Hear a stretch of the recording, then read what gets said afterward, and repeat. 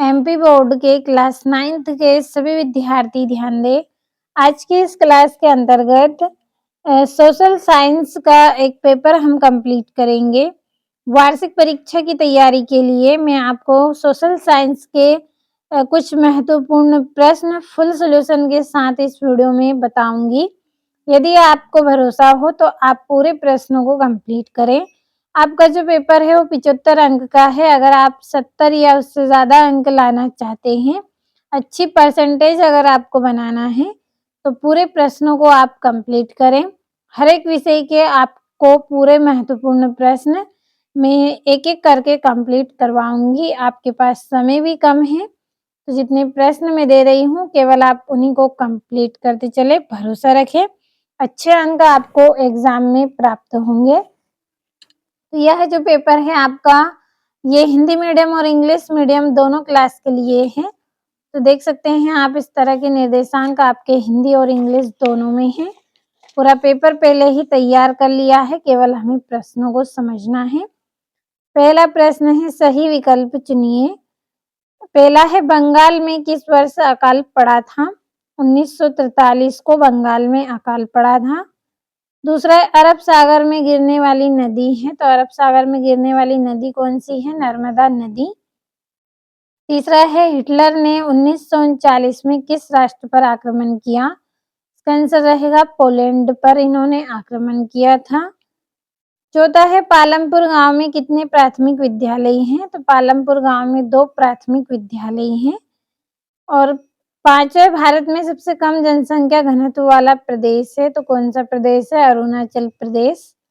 छठा है, नमामि देवी नर्मदे किस राज्य सरकार द्वारा प्रारंभ की गई? तो इसका आंसर रहेगा मध्य प्रदेश द्वारा प्रारंभ की गई। और ये यहाँ से इंग्लिश मीडियम वाले बच्चों के लिए टिक कर दिए हैं। आप इनको अच्छे से पढ़ लीजिएगा, समझ लीजिएगा पूरे प्रश्नों को। और ये यहाँ से आपका चौथा और पांचवा प्रश्न है। और अगला जो प्रश्न है आपका, उसमें आपको रिक्त स्थान दिए गए हैं। तो बाकी के जो आपके यहाँ से प्रश्न हैं ये वाले, इन सभी प्रश्नों के आंसर की पीडीएफ आपके लिए तैयार की है। अगर आपको इन प्रश्नों के आंसर लेना है, पीडीएफ अगर आपको चाहिए, तो वीडियो के डिस्क्रिप्शन में आपको नंबर मिलेंगे। किस तरह से आपको पीडीएफ मिलेगी, इसकी पूरी जानकारी आपको मिल जाएगी।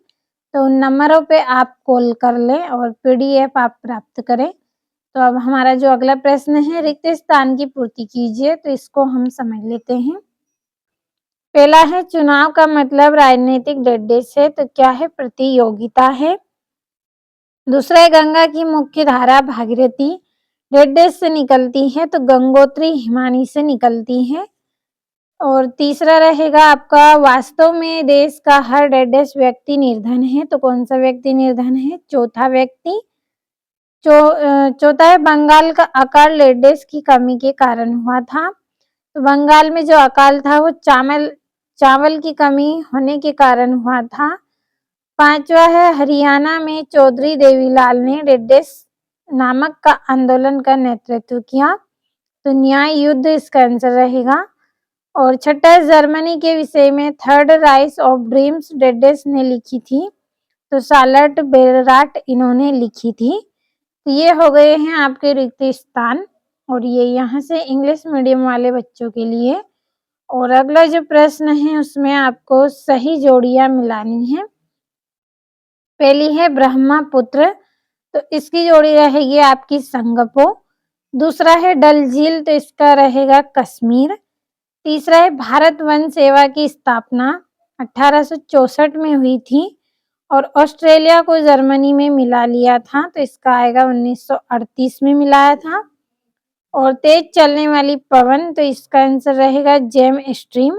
और औजार मशीन, तो इसकी जोड़ी रहेगी स्थायी पूंजी। तो ये आपकी जोड़ियां हो गई। अब अगले प्रश्न की ओर हम बढ़ेंगे। तो यहाँ से इंग्लिश मीडियम वाले बच्चे आप इन जोड़ियों का स्क्रीनशॉट लें। इसके बाद हमारा अगला प्रश्न है, एक वाक्य में उत्तर। तो ये आपका पहला है, नवीन जनसंख्या नीति की घोषणा कब की गई? 15 फरवरी 2000 को नवीन जनसंख्या नीति की घोषणा की गई। दूसरा है पाकिस्तान में चेनाब से मिलने वाली नदी का नाम बताइए, तो झेलम नदी है। तीसरा है प्रत्येक व्यक्ति की औसत आयु कहलाती है, तो क्या कहलाती है? प्रत्याशित आयु कहलाती है। चौथा है सार्वजनिक वितरण प्रणाली का अंग है, तो उचित मूल्य की दुकान है।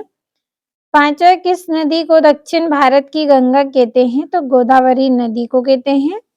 और छठा है अबुल कलाम आजाद का जन्म कहाँ हुआ था? तो तमिलनाडु में इनका जन्म हुआ था। और ये यहाँ से वार्षिक परीक्षा की तैयारी के लिए मैंने आपको एक-एक इम्पोर्टेंट क्वेश्चन इस वीडियो में बता रही हूँ। अगर आपको भरोसा हो तो आप कंप्लीट कर लें। तो पांचवा प्रश्न है सत्य-असत्य बताइए। पहला है केरल में प्रति 1000 पुरुषों पर महिलाओं की संख्या 995 है, तो ये असत्य रहेगा। दूसरा है अन्नपूर्णा योजना दिन वरिष्ठ नागरिक समूह पर लक्षित है, तो सत्य है। और भूमि के पश्चात पूंजी उत्पादन का दूसरा आवश्यक कारक है, तो ये असत्य रहेगा। चौथा है ऑस्ट्रेलिया और स्पेन कैथोलिक चर्च के समर्थक थे, तो सत्य है। पांचवा पालमपुर गांव में पशुपालन मुख्य उत्पादन किया है, तो असत्य। और भारत में जनसंख्या का वितरण समान है, तो ये भी आपका सत्य रहेगा। और ये यहाँ से स्क्रीनशॉट लेना है आपको। और ये आपके 2-2 नंबर के प्रश्न हैं। इन प्रश्नों के आंसर की पीडीएफ आपके लिए तैयार की है। पीडीएफ अगर आप लेना चाहते हैं तो वीडियो के डिस्क्रिप्शन में आपको नंबर मिलेंगे। उन नंबरों पे आप कॉल कीजिए, आपको पूरी जानकारी मिल जाएगी कि आपको किस तरह से पीडीएफ लेना है। और ये हमारे उत्तरी, पश्चिमी, उत्तरी तथा उत्तरी पूर्वी पड़ोसी देशों के नाम लिखिए। वृष्टि छाया प्रदेश क्या है? वनों के विनाश के क्या कारण हैं? और ये आपका 9वां और 10वां प्रश्न है। फुल सॉल्यूशन आपको अथवा सहित मिलेंगे सारे प्रश्नों के। और ये यहाँ से 1900 से 1930 के बीच रूस में महिला कामगार की स्थिति क्या थी? और जंगल से होने वाले लाभ आपको बताने हैं। और ये लोकतंत्र बेहतर शासन प्रणाली क्यों है, समझाइए। और यहाँ से आपका ये 15वां प्रश्न है, लोकतंत्र बचाओ का नारा कब और किसने दिया? और यहाँ से है संसाधन के रूप में लोक आप क्या समझते हैं? नाजीवाद के प्रमुख उद्देश्यों का वर्णन आपको करना है।